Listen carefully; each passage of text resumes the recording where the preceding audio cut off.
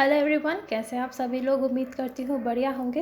आज है 5 मई। स्टार्ट करते हैं आज के करंट अफेयर्स का सेशन, जो कि अलग अलग एग्ज़ाम्स के लिए इम्पॉर्टेंट होगा, चाहे बैंकिंग हो, एसएससी हो, डिफेंस हो या बाकी सारे।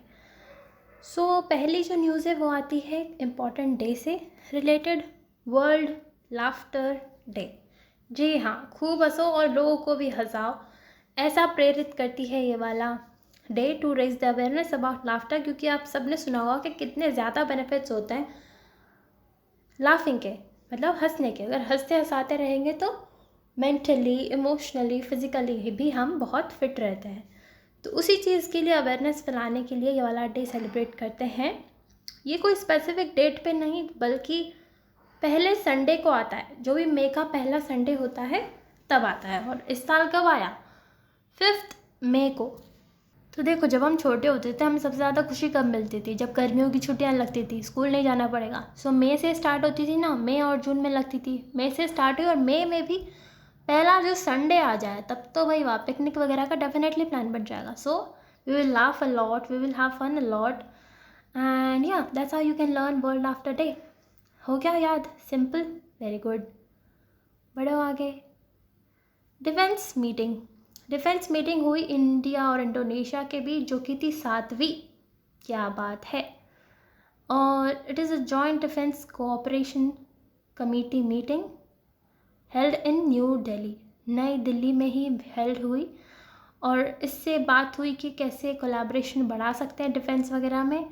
और जानने की बात एक ये भी है कि इंडिया और इंडोनेशिया के बीच कॉम्प्रिहेंसिव स्ट्रैटेजिक पार्टनरशिप है।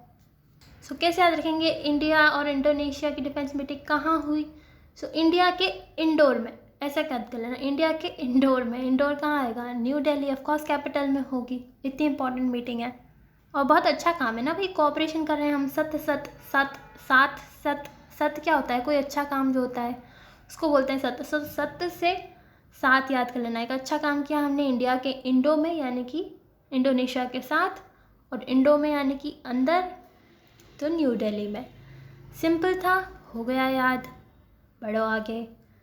रुचिर शर्मा, ये क्यों रहे न्यूज़ में? ये इसलिए रहे क्योंकि इन्होंने लिखी एक बुक जिसका नाम है what went wrong with the capitalism. ये इनकी बुक का नाम है और ये इनका नाम है। तो ये बताया भाई, कैपिटलिज्म से रॉन्ग क्या क्या है, यानी कि कैपिटलिज्म के जो कैपिटलिज्म से रिलेटेड जो भी थ्योरी वगैरह है उन्हें चीर के रख दिया। चीरना यानी क्या होता है? मतलब ऐसे काट देना, या फिर पेज है तो उसे फाड़ देना, ऐसा कुछ होता है ना चीरना। तो चीर से चीर आ रहा है, कैपिटलिज्म की थ्योरी को इन्होंने चीर दिया।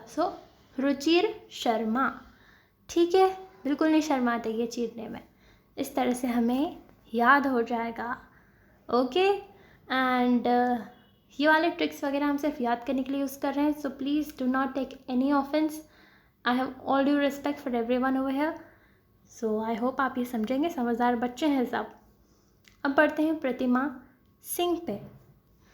ये आई इसलिए न्यूज़ में क्योंकि she is appointed as director in department of promotion of industry and internal trade. और ये किसके अंदर आता है ये वाला डिपार्टमेंट? तो वो आता है ministry of commerce and industry के अंडर। इसे कैसे याद रखेंगे? हमें कोई भी चीज़ प्रमोट करनी होती है तो हम क्या करते हैं, कभी कभी कोई स्टैचू वगैरह लगा देते हैं। स्टैचू को क्या प्रतिमा भी तो बोलते हैं ना। तो कुछ ऐसा इमेजिन कर लो कि भाई हमने ट्रेड प्रमोशन के लिए प्रतिमा लगाई थी और किसी ने उस स्टैचू का ही ट्रेड कर दिया। ठीक है, ऐसा कुछ सिली सा थ्योरी बना लो, कुछ सिली सा स्टोरी बना लो और हमें प्रतिमा सिंह नाम याद हो जाएगा। Okay, simple.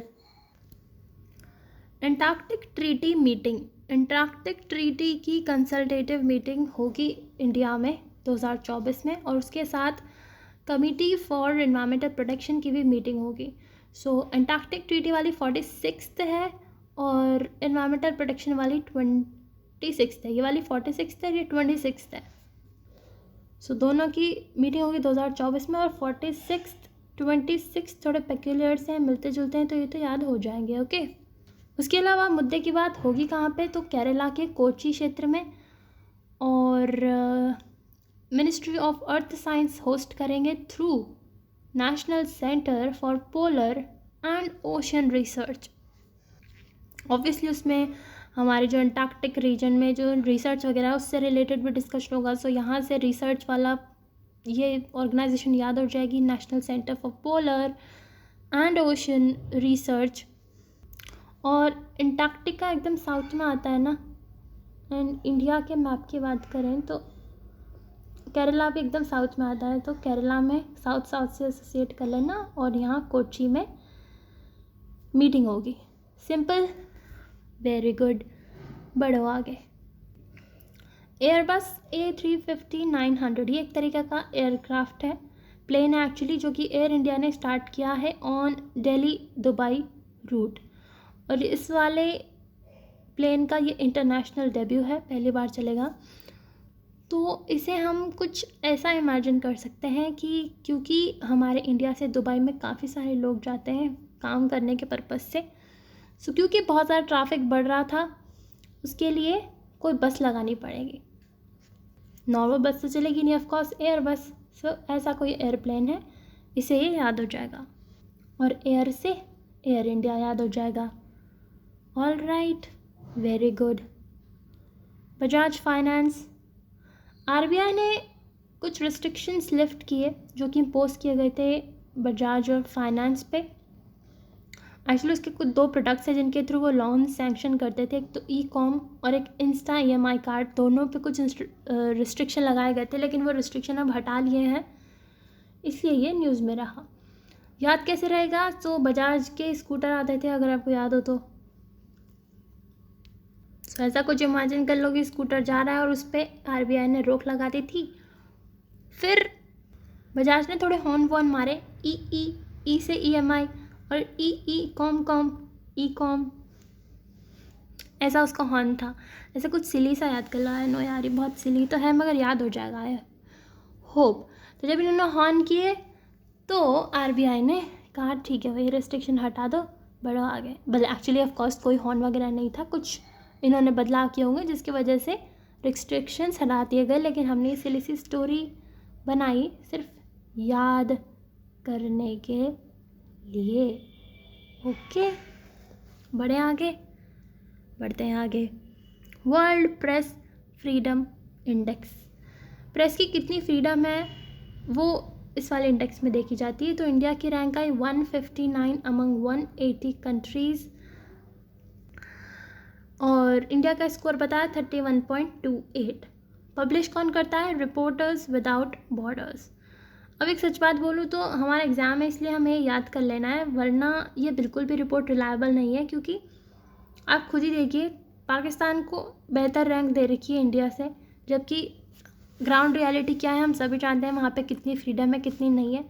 So I don't think ये वाली रिपोर्ट एट ऑल रिलायबल है, लेकिन सिर्फ एग्ज़ाम के पर्पज़ से हम इसको याद कर लेते हैं। पब्लिश कौन करता है? Reporters without borders. कैसे याद रहेगा कि भाई इनके रिपोर्टर्स पे कोई बॉर्डर ही नहीं है, बहुत प्रेस फ्रीडम है, तो इस तरह से रिपोर्टर्स विदाउट बॉर्डर्स याद करेंगे। और इंडिया का कहता है ना इनसे कि एक बात तो तुम हमारी सुन लो, हमारी जो प्रेस है वो 5 दिशाओं में तुम्हें मिल जाएगी। दिशाएं 4 ही होती हैं, लेकिन यहाँ पे 5 मान लो तुम, मतलब आसमान तक भी जाती है हमारी प्रेस, ऐसा कुछ इमेजिन कर लो। सब 5 दिशाएं में हमारी प्रेस जाती है। सो इस वाली रिपोर्ट को तो हम एकदम नो बोलेंगे, no, absolutely no no no. So India of course accept नहीं करेगा इस रिपोर्ट को। सो एक बात सुन लो, हमारी प्रेस 5 दिशाओं में है, so we will not accept this index. 159 okay, very good. Of course India ने ऐसा भी बोला नहीं है, मगर ऐसा कुछ इमेजिन कर लेना। ओके, और तो और मज़े की बात, 5 इंडिकेटर्स पे ही इसे रिलीज़ किया जाता है, जो कि है पॉलिटिकल, इकोनॉमिक, सोशल और लेजिस्लेटिव सिक्योरिटी। लास्ट कौन आया? तो एरिट्रिया आया, जो कि 180 रैंक पे है। और लास्ट ईयर इंडिया की रैंक क्या थी? तो 2 ज़्यादा थी, जो कि 161 थी। ओके, सिंपल, बढ़ो आगे। National payment corporation of India, इन्होंने एक पैक्ट साइन किया नामीबिया के बैंक से for developing UPI like instant payment system, जिससे कि डिजिटल फाइनेंशियल सर्विसेज को वहाँ पे एनहांस किया जा सके। अब यूपीआई बहुत फेमस हो गया है हमारे देश का, है ना, हर जगह कहीं ना कहीं हम उसको डिप्लॉय करने की कोशिश कर रहे हैं, बहुत सारे नेशंस उसे अपनाना चाह रहे हैं। तो यूपीआई का बहुत नाम हो गया, नहीं, नाम से नामीबिया, नाम है भैया, ऐसा ही थोड़ी है, और नाम है भैया से Namibia. So bank of Namibia, simple, पढ़ो आगे। डेवॉन थॉमस, ये वेस्ट इंडीज़ प्लेयर है और इन पे लगा दिया गया है 5 साल का ban by ICC under anti corruption code, क्योंकि इन पे 7 तरीके के अलग अलग चार्जेस लगाए गए थे, और इसमें से एक ये भी था कि इन्होंने मैच फिक्सिंग की है, तो इसलिए इन्हें हटा दिया गया।